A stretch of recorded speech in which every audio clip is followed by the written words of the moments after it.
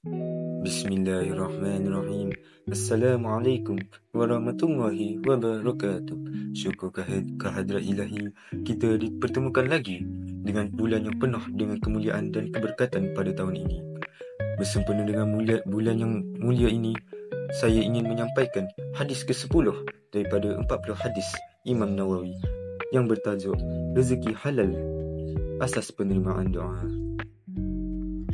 Daripada Sayyidina Abu Hurairah radhiyallahu anhu, beliau berkata, Rasulullah sallallahu alaihi wasallam bersabda, sesungguhnya Allah Maha Baik, Dia tidak menerima kecuali sesuatu yang baik, dan sesungguhnya Allah telah memerintahkan kepada orang yang beriman dengan perintah yang sama kepada para rasulnya.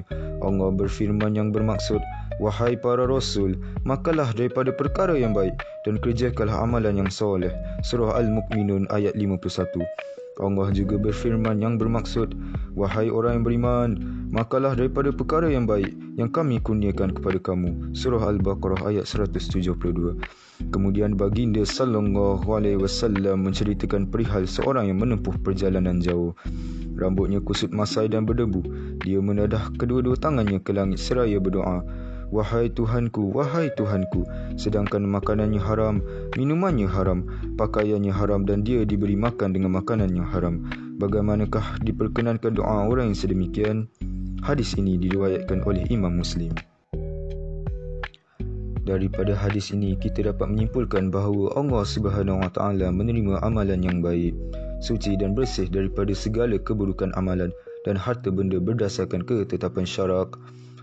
Setiap makanan, minuman dan pakaian yang digunakan hendaklah baik mengikut hukum, faedah dan khasiat serta sumber yang halal. Penyucian jiwa dan kekuatan rohani berpunca daripada sesuatu yang baik dan bersumberkan yang halal sebagaimana firman Allah Subhanahu Wa Taala dalam surah Al-Baqarah ayat 172. A'udzu billahi minasyaitonir rajim.